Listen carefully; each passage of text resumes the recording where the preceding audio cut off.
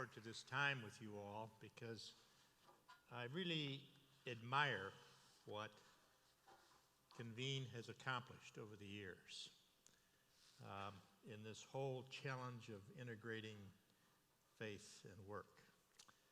And I'm also delighted that Greg is now part of the team, leading the team. Greg was one of our very special leaders in Service Master. So it's great to see him in that task. And as part of that introduction, I should tell you how it all got started in Service Master with our founder, Marion Wade. And he had a simple motive. Now, to give you a time frame for when he wanted to do this, it was after World War II, 1947. And he simply said, as a Christian, I want to take God out of the pew on Sunday and bring him to work with me. And that was how it all began in the company. We were a very small company then. And it ultimately developed into our 4 objectives. Now, on your tables, you all have something that summarizes something we used in the company to communicate those objectives. There's something about that, as you look at it, not one of them on a table, including this one behind me, is level.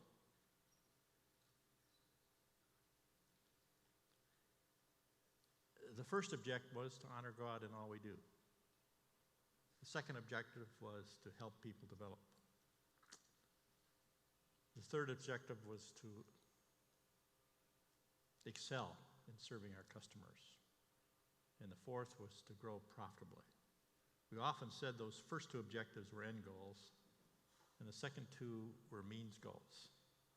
And I used to remind the people in Service Master, you can't come to work today and say, I'm going to honor God and I don't care about making money. And you can't come to our company today and say, I want to make money and I don't care about serving our customers or developing people.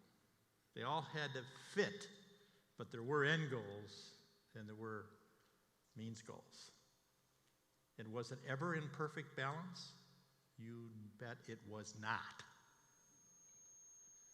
And one of the wonderful things about those objectives over the years as I observed them and tried to manage with them was simple enough to remember. Didn't take long to get people, especially as we had people coming into the company, to memorize them. Profound enough to have a lasting effect no matter where we and what we did. And obviously, when I retired from the company in end of 2001, beginning of 2002, we were in 45 foreign countries. And we were employing or managing over 200,000 people. And those objectives were also controversial. And they constantly raised the question, do these belong in business? And it constantly required addressing that question. So they had within them their own tension of implementation. Now today, I want to talk to you about a subject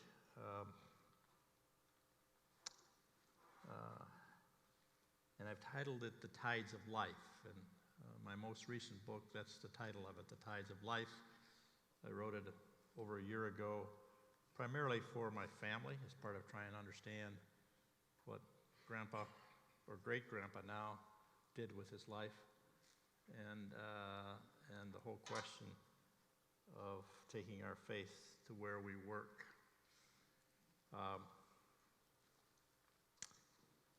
But you know, The reality is that as we live this life, we have to deal with tides. The ship of life, changing tides, changing in culture, changing in market, and understanding how we are going to address those. Now, my favorite pastime is sailing. I love to sail. I've had the opportunity of ocean sailing on the Atlantic and the Pacific. However, most of my sailing is on the lake in Wisconsin, Lake Geneva, a place where a family gathers every summer. Now, as a sailor, I realize that I have to deal with forces that are out of my control. Forces I might feel, like the wind, but I never see. And without it, I have no forward movement. I have to navigate. And so it is about life. We have to navigate as part of forces that are out of our control. And none of us determined when we were going to get born, did we? None of us determined what family we were going to be born into. Our gender, we didn't determine that. We didn't determine the level of our intelligence or interests or skills, and some of our skills. We don't control the weather. We don't control today, even as I'm talking about business, increasingly the forces of the global marketplace or the actions of government. We increasingly are more and more affected by actions of different governments. They're out of our control. Yet we all have to make choices about how we're going to navigate our lives and fulfill our responsibilities. As I say this, I'm reminded of a talk that C.S. Lewis gave to students at Oxford University in the fall of 1939. He titled his talk, "Learning in a Time of War." And he centered on making good choices in life, even though there were forces out of their control that would affect their life. He emphasized the importance of seizing the day, taking advantage of the fact that as freshmen, they were at Oxford now, and don't worry about tomorrow, learn today. Even though by the end of this year, he reminded them, their study at Oxford might be disrupted by the war that was just recently declared between Germany, France, and England. He also reminded the students that they had an opportunity now to make a choice about the most important question in life, the question of God. Did they or did they not believe in God? If they did, had they chosen to have a relationship with Him? These decisions were exclusively in their control. And they would affect the way they would live this life and beyond this life, because they were eternal beings. 300 years before Lewis, there was another Oxford scholar that made a profound statement about our choice and the importance of seeking and choosing truth. Etched in stone on the floor of the chapel of Christ Church College at Oxford are the following words of John Locke. "I know there is truth opposite falsehood, and that it may be found if people will search for it is worth the seeking." So as we come to this time of convening today, learning from each other, how do we as Christian business people choose to apply the truth of our faith to the doing of business? Is there really anything in common between God and profit? If you want to ask your pastor that question on Sunday, I encourage you to do so. Most of the time when I ask that question of them, they're troubled. Between our worship in church on Sunday and our work of serving customers on Monday? Or are these just two different worlds, separated by a wall? And on one side we call it sacred, and on the other side we call it secular. Does the world that God so loves, as described in John 3:16, include people working in the marketplace, many of whom will never darken the door of a church? Can the marketplace be a mission field? Or is it just a big sinful hole of greed, where profit is maximized by a few at the expense of many, and where the master is the love of money? As we conduct business in a growing, pluralistic, and secular society, is there room for raising the question of God as a source of moral authority? Can a business firm, now this next question I'm going to ask, you have to forgive me, I was originally trained as a lawyer, so I know how to ask questions. Can a business firm make money, create wealth, serve its customers, and also be a moral community for the development of human character? That's a big question. It hasn't been asked of business enough. We can point fingers all the time at business. But the fundamental question that ought to be asked in graduate schools that teach business and outside the graduate school in the marketplace, can the business firm do all the things it should be doing as part of an economy, as part of employing people, as part of creating value for shareholders, but also be a moral community for the development of human character? And as we try to answer this question, we should first recognize the reality that it is people who make markets work, people who can be right or wrong, good or evil, honest or dishonest, prudent or selfish, people who are imperfect, weak, sinners, yet made in God's image. Every one of them. No matter what they believe, with dignity and worth. People who will be living for eternity. Those of us in the market who are followers of Jesus Christ should seek to provide an example for others. We need to bring our faith to work on Monday and learn to integrate the claims of our faith, to affirm our faith in a way that does not impose it, to seek to honor God in what we do, to be ambassadors for Christ, and allow Him to make His appeal through us. In so doing, we should be concerned not only about what people do in their work, but who they are becoming. This important concept relating to the responsibility and accountability of a leader for the development of the people being led became a reality for me as I was mentored by my predecessors in Service Master, and also through the writings, friendship, and advice of Peter Drucker. Now you'll, this afternoon, have an opportunity to meet Joe Marciello, who's here, who worked with Peter at Claremont for probably over 30 years, Joe, but was very close to Peter Drucker and has written many books with him. So he is the expert on Peter Drucker today. Now, Drucker says that our humanity cannot be defined solely by its physical or rational nature, but it also has a spiritual dimension.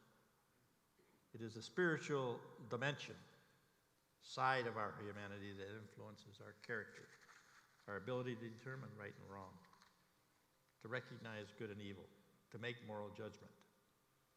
It is the source for developing a philosophy of life that provides a moral and ethical standard that is not relative. Drucker calls some of this as management as a liberal art. Joe has written on that subject very well. And for the leader, it's about assuming the responsibility for crafting a culture of character. On questions of faith and the nature of our humanity, Drucker was deeply influenced by the writings of Kierkegaard. In his essay entitled The Unfashionable Kierkegaard, he comments as follows: human existence is possible as existence not in despair, as existence not in tragedy, but as possible as existence in faith. Faith is the belief that in God, the impossible is possible, that in Him, time and eternity are one, that both life and death are meaningful. Faith is the knowledge that man is a creature, not autonomous, not the master, not the end, not the center, yet responsible and free. It's an amazing thought. That's how God created us, responsible and free. Thus, the learning and understanding of what it means to lead people in the marketplace need not be divorced from questions of faith. And I could go into the whole question of how the secular side of our society addresses that, but it need not be. And I've already referred to our objectives as Service Master, as how we attempted to bring up this question of God in running a business. And for us, the common link between God and profit was people. Every one of whom, as I said, it was created in the image and likeness of God. We tried to encourage an environment in our company where the workplace could be an open community, where questions of a person's moral and spiritual development, the existence of God, how one could have a relationship with Him, how one could relate the claims of his or her faith with their work, were issues of discussion, sometimes debate, and yes, even learning and understanding. We considered the people of our firm as the soul of our firm. It did not mean that everything was done right. We experienced our share of mistakes. We sometimes failed and did things wrong. But because of a stated standard and a reason for that standard, we could not hide our mistakes.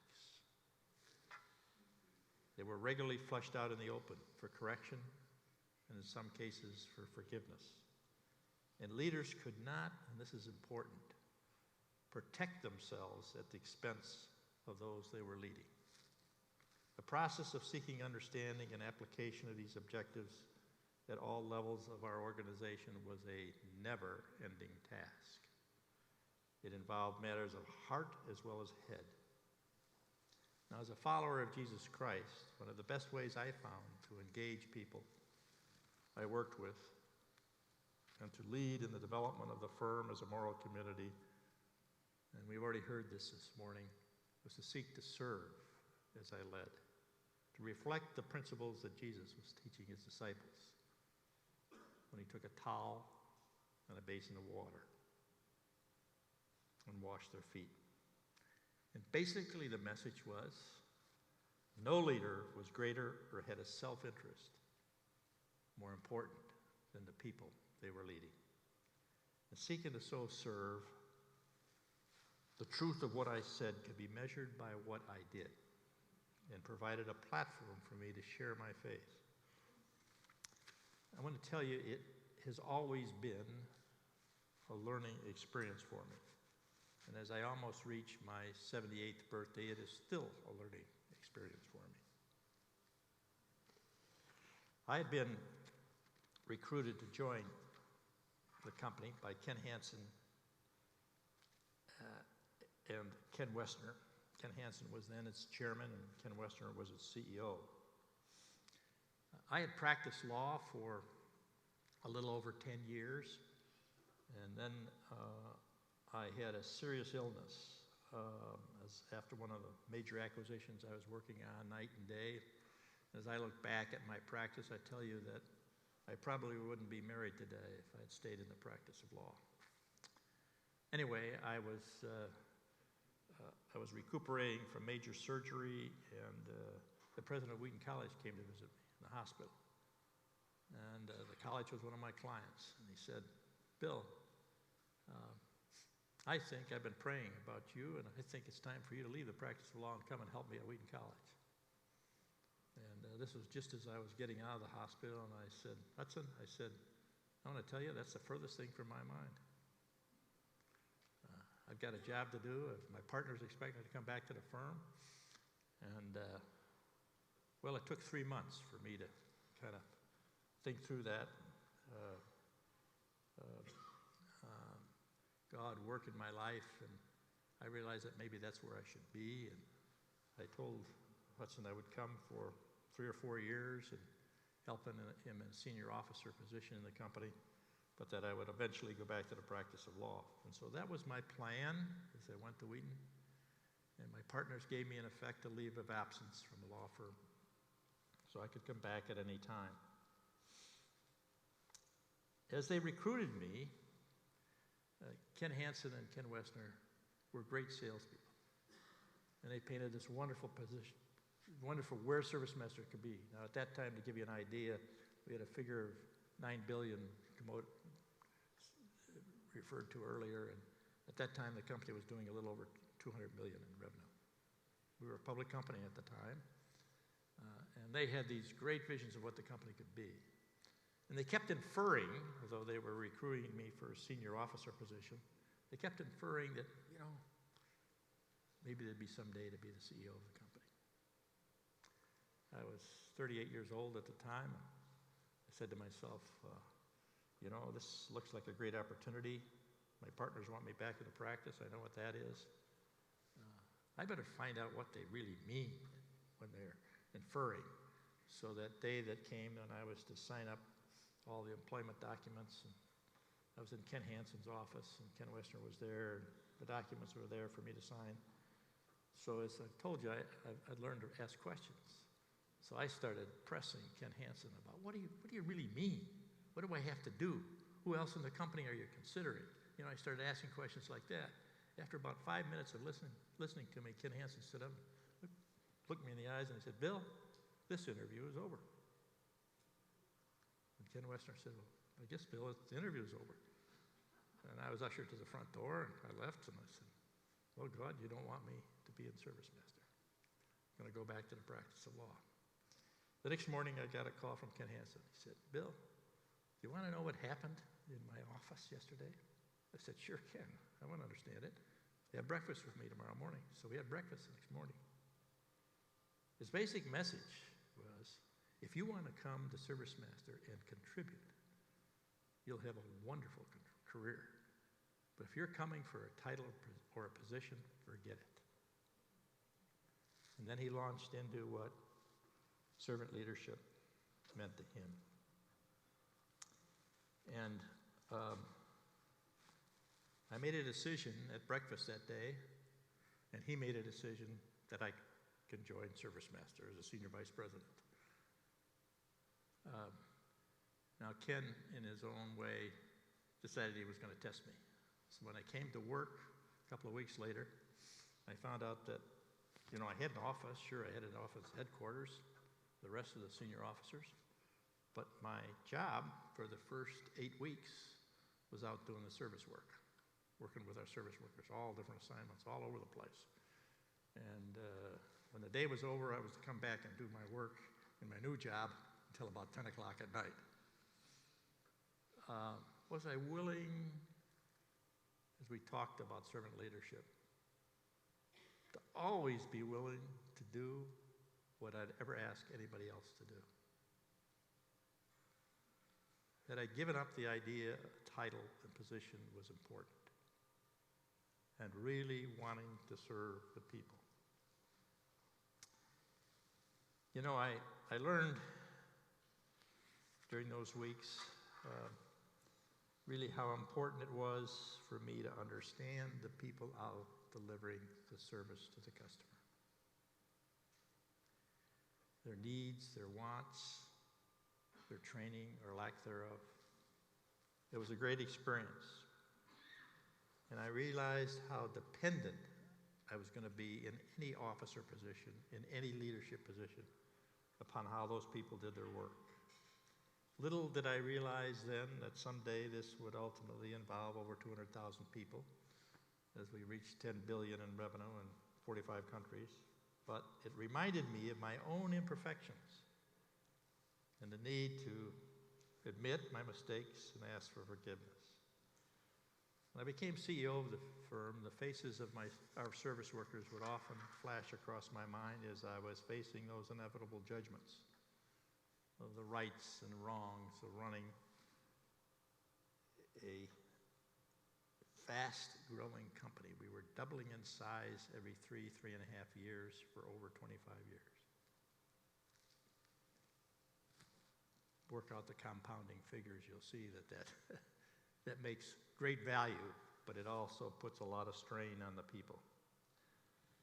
Unfortunately, however, there are often many trappings around a position of leadership. The perks or prestige of the office and the arrogance that can come as a result of success can tempt leaders to focus on self, think they have the answers rather than focusing on their responsibility to others. It is the evil of hubris. It's subtle and can have a cumulative effect on judgment. Let me share with you an example about a learning lesson in this regard that occurred later on in my leadership responsibilities as service master and reflects the continuing need to be aware of the subtle effect of hubris. One of the benefits of my friendship with Peter Drucker was that he never hesitated to point out those areas I could improve my leadership. One of those important moments occurred when the two of us were conducting a management seminar in Tokyo, Japan. Drucker was over in Tokyo, and I knew that, and I said to our fellows in Japan, this is going to be a great opportunity. Let's get our customers out, and we'll get our prospective customers out.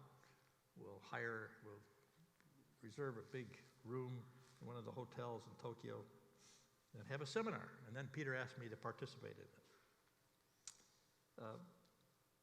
When I got there, one of our fellows said, you know, Bill, we may not be able to fill the room. The room had available 500 seats. We may not be able to fill the room. So what do you mean you're not going to be able to fill the room? Drucker's known in Japan. He's popular in Japan. Well, you know, our business partner in Japan is not coming. And they didn't help us at all with respect to this. I said, what? Obviously, I was irritated. This was the night before the event. I can remember coming down that next morning and looking at the room and saying, what's this going to be, half filled with Drucker here? Well, anyway, it was a little bit more than half filled, but not much. So that evening, I was having dinner with Peter, and I apologized. And I shared with him my disappointment and told him about the problem with our partner and told him I was angry about it and told him that they had invited me to come down to Osaka the next day. That's where their headquarters was. And I said, Peter, you know, I'm not going. I'm getting on a plane tomorrow and go back to the States.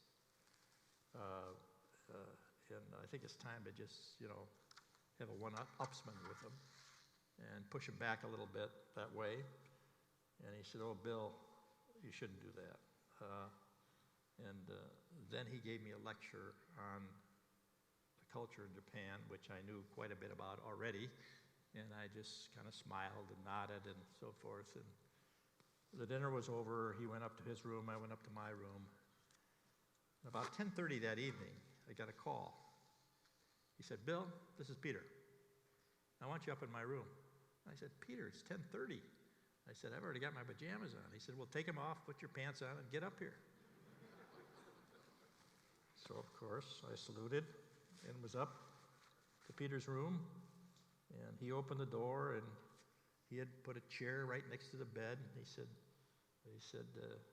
you're going to sit in the bed, and I'm going to sit in that chair, and I want to talk to you. He said, Bill, you know what's happened? You're suffering from hubris. It's time to eat some humble pie. Have you asked the question, what's best for the people you're leading? It's not for you to go home. It's for you to go down to Osaka and resolve the difference if there is a difference. For some reason, they decided not to participate. And you got to find out what it is. And you can't delegate that to anybody else. You've got to go. It was needed for the continued growth in our business, for our partner to be enthusiastic about working with us and helping us. And as he closed that advice, he reminded me, he said, remember, Bill, a leader has only one choice to make, to lead or mislead. There is no middle ground. It was great advice. The next morning, I was on the train to Osaka, and we had our meeting. It was a difficult meeting. In Japan, we call these break open your stomach meeting. You got to listen to how bad you are for about an hour and a half, or how bad the company is. And what they were really objecting to is that we had made a decision not to introduce one of our new businesses into Japan yet. And they were wanting it. They were expecting it. And they thought we were out circling for another Japanese partner. So, I mean, that was at the root of the whole problem. And, of course, we were not. And so we were able to resolve things. Now, that's not the rest of the story. Resolved it. I went back home. Now, this is sometimes how God works. 6 months later, the president of our partner died suddenly. His wife called me with an interpreter and told me how much the president had admired me, her husband. And will you please come and speak at his funeral?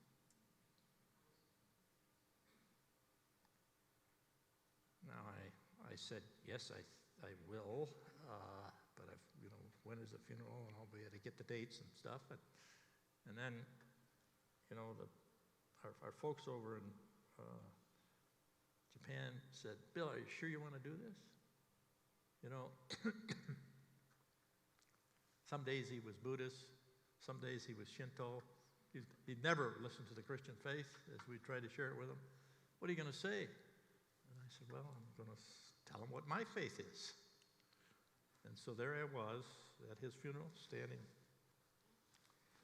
with a Buddhist monk on one side of me and a Shinto priest on the other, sharing the gospel of Jesus Christ. Now, where else could you have that opportunity? And I can tell you time and time again, there were opportunities like that. Let me give you another story as I'm coming to an end. We had a very successful and growing business in China as well. And after one of my trips to China, I received a letter from one of our Chinese employees who had been traveling with me as an interpreter. This is what she said. When I grew up in China, religions were forbidden. And Mao's book became our Bible. When I was 5 or 6 years old, I could recite Mao quotations and even use them to judge and lecture the kids in the neighborhood. Mao said, serve the people. Leaders should be public servants. This coincides with some of ServiceMaster's moral standards. But when I think deeply, I see the difference that makes one work so successfully and the other collapse fatally. It must be the starting point of ServiceMaster to honor God. And that every individual has been created in his image with dignity and worth. ServiceMaster is designed to be a big, tall tree with strong roots which penetrate extensively to almost every corner of a person's daily life. It's still growing in mine, and I'm still learning. Sue is a thinking person. She felt accepted and respected in her work environment. She was confronted with life choices that went beyond doing a job and earning a living, choices about who she was becoming and how she could relate to God. She was growing and developing in her understanding of herself and the purpose and meaning of life. Now, I'll tell you, folks, as I look back at my time, a little over 25 years in Service Master, the world of business became a channel of distribution for fulfilling and living my faith, a channel that reached the janitor's closet in Saudi Arabia to the Great Hall of the People in Beijing, China, from sweeping the streets in Osaka to ringing the bell on the New York Stock Exchange. The marketplace provided an opportunity for me to embrace and engage those who did not believe the way I did, but who God so loved and who had a choice to make regarding the acceptance or the rejection of his love. There's a common language of performance in the market. It's very interesting. It crosses all kinds of secular and cultural differences, and even religious barriers. When a company performs, and obviously we performed well during many, many years, doubling in size, it got all kinds of recognition for so doing. When there's performance in the market, people listen. Yes, and as they listen, some respond to the redemptive message of Christ. As one invests their life in people, the road may be bumpy at times. There may seem to be more downside. God's measurement, however, is always with eternity in view. You may feel at times, boy, he hasn't answered me. Or, why did he do that? Or, why did that happen? Remember, he's always looking, not to the immediate, not even to your lifetime. Here, he's looking with eternity in view. It was C.S. Lewis who reminded us that there are no ordinary people. You've never met a mere mortal. Nations, cultures, arts, civilizations, they are mortal. And their life is to ours as a life of a gnat. But it is the immortals who we joke with, work with, marry, snub, and sometimes exploit. The investment is there for us to make as we integrate the claims of our faith with the demands of our work and understand there is a virtue in living a profitable life for our Lord and Savior. Listen to the words of Joshua as he came to the closing days of his leadership of the nation of Israel. He challenged the people to fear God and serve him with faithfulness. It was a challenge, not a command, for God does not compel anyone to follow or worship him. In Joshua's conclusion, he emphasized this point when he said, "But if serving the Lord seems undesirable to you, then choose for yourself this day whom you will serve. But as for me and my house, we will serve the Lord." Now, the Hebrew word translated serve is abadah, and can also mean, interestingly, worship or work. It has triple meaning. Yeah, that's right. Our work, whatever it is, can be a worship to the God we love as we serve others, share, and live our faith.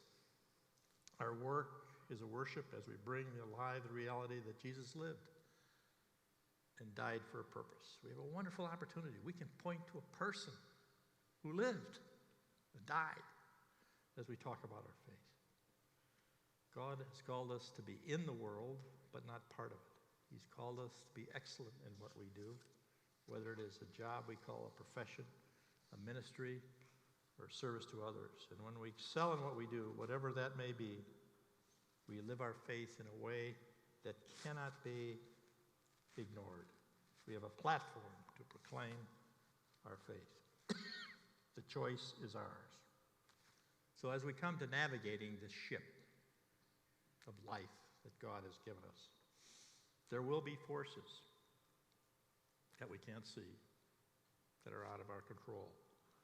But we know that God is in control, and that the God we love is in control and knows the end from the beginning. Will we be and allow ourselves to be a vehicle for use by Him to help people find the truth that is not only worth the seeking, but also has an eternal value? Now, for a business person, I'll close with a poem written by T.S. Eliot. And I won't read the whole poem, these are just lines of it. But it's reflective of what we've said today. And it has questions throughout it. What life have you if you have not life together? There is no life that is not in community, and no community not lived in praise of God. And now you live dispersed on ribbon roads, and no man knows or cares who is his neighbor, unless his neighbor makes too much disturbance. And the wind shall say, here were decent, godless people. Their only monument, the asphalt road, and 1,000 lost golf balls, relevant to where we are today. Can you keep the city that the Lord keeps not with you? 1,000 policemen directing the traffic and not tell you why you come or where you go? When a stranger says, what is the meaning of the city? Do you huddle close together because you love each other? What will you answer? We all dwell together to make money from each other? Is this a community? And the stranger will depart and return to the desert. O my soul, be prepared for the coming of the stranger. Be prepared for him who knows how to ask questions. Thanks for listening.